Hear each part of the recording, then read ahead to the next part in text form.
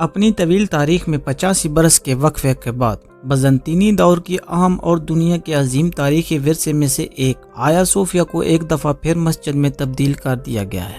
آج کی طرح یہ عظیم عمارت اس وقت بھی اور ہمیشہ دنیا کے اس خطے میں ہونے والی تبدیلیوں کا مظہر رہی ہے، جہاں گزشتہ 2500 برس سے مشرق اور مغرب کا ملاپ ہوتا رہا ہے۔ دفاعی اعتبار سے اس عام خطے پر قبضے کے لیے ماضی میں کئی بڑی سلطنتوں کے درمیان جنگیں ہوئی۔ آیا صوفیہ نے استنبول کی تند و تیز تاریخ کو اپنے اندر سمیٹا ہوا ہے۔ کئی جنگوں کے زخم سہنے اور اچھا برا وقت دیکھنے کے باوجود آج بھی یہ اپنی جگہ پر قائم و دائم ہے۔ رومن مورخ ٹیٹس کے مطابق آیا صوفیہ یعنی کہ church of the holy wisdom of Christ بازنطینی شہر ایکروپولس میں اسی مقام پر قائم کیا گیا تھا جہاں اس سے پہلے بھی 2 گرجا گھر موجود تھے۔ رومن بادشاہ کانسٹنٹائن نے 4 صدی میں شہر کا نام بدل کر قسطنطنیہ رکھ دیا اور سلطنت روم کا دارالحکومت اس شہر میں منتقل کر دیا۔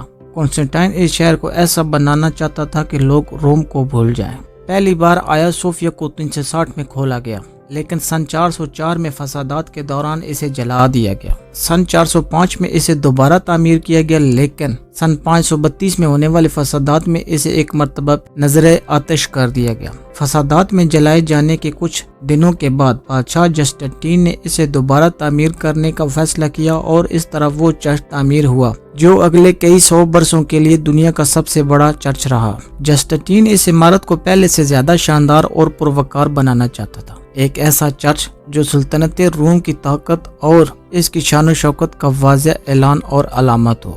جسٹنٹین نے اس کے لیے کوئی کسر اٹھا نہیں رکھی۔ اس عمارت کی تعمیر کے لیے افریقہ، ایشیا اور یورپ سے چیزیں منگوائی گئی۔ ایک داستان کے مطابق اس کے دروازے حضرت نوح کی کشتی کے ٹکڑوں سے بنائے گئے ہیں۔ ایسا کر کے جسٹنٹین حضرت سلیمان بننا چاہتا تھا، جنہوں نے یروشلم میں پہلا کلیسا تعمیر کیا تھا۔ کہا جاتا ہے کہ جب وہ پہلی مرتبہ صوفیہ میں داخل ہوا تو اس نے زور سے نعرہ لگایا، میں نے تمہیں ہرا دیا سلیمان۔ اس چرچ کی تعمیر کے لیے جسٹنٹین نے اس وقت کے بہترین ماہر تعمیرات کی خدمات حاصل کی۔ ان ماہرین نے اسے 6 سال سے کم عرصے میں مکمل کر دیا۔ اس لحاظ سے یہ ایک کارنامہ تھا کیونکہ قرون وسطیٰ کے زمانے کی ٹیکنالوجی اور کاریگروں نے پیرس کے چرچ نوٹر ڈیم کو تقریباً 1 صدی میں مکمل کیا تھا۔ آیا صوفیہ کی یہ مضبوط اور پروقار عمارت شہر کے منظرنامے پر چھا گئی اور اس کا 33 میٹر قطر والا گنبد دنیا کا سب سے اونچا گنبد قرار پایا، جو زمین سے 55 میٹر اونچا تھا۔ لیکن محض 26 سال بعد ہی ایک زلزلے میں یہ گنبد گر گیا۔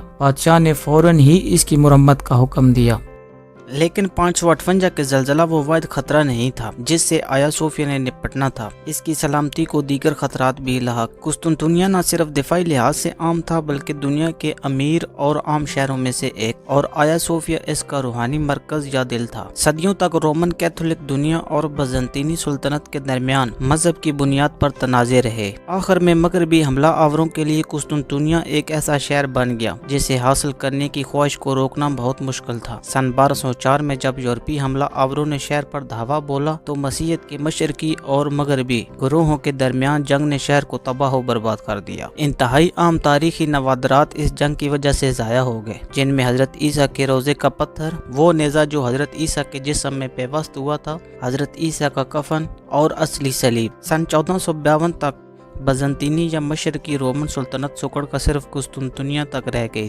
حالانکہ شہر کا دفاع مضبوط تھا، لیکن یہ ایک ایسا مسیحی جزیرہ تھا جسے مسلم ترکوں کی سلطنت عثمانیہ نے گھیرا ہوا۔ ترک سلطان محمد نے شہر کے دفاع کو تباہ کرنے کی ٹھان لی اور 22 اپریل 1453 کو ترک فوج قسطنطنیہ کا محاصرہ کرنے کے لیے روانہ ہوئی۔ 5000 بازنطینی فوج کو 2 لاکھ عثمانی فوج کا سامنا تھا۔ عورتوں، بچوں، بوڑھوں اور بیماروں نے آیا صوفیہ کے عظیم دروازے کے پیچھے ہی پناہ لے رکھی تھی۔ محمد فاتح نے 47 روز تک مسلسل شہر پر بمباری کی۔ اس کے پاس دنیا کا سب سے جدید توپ خانہ تھا۔ 29 مئی 1453 کو بلاخر قسطنطنیہ کی مضبوط اور بلند دیواریں ٹوٹ گئیں۔ مغربی تاریخی روایات میں آتا ہے کہ حملہ آور فوج چرچ میں داخل ہو گئی اور وہاں موجود مسیحیوں کا ریپ اور قتل کیا۔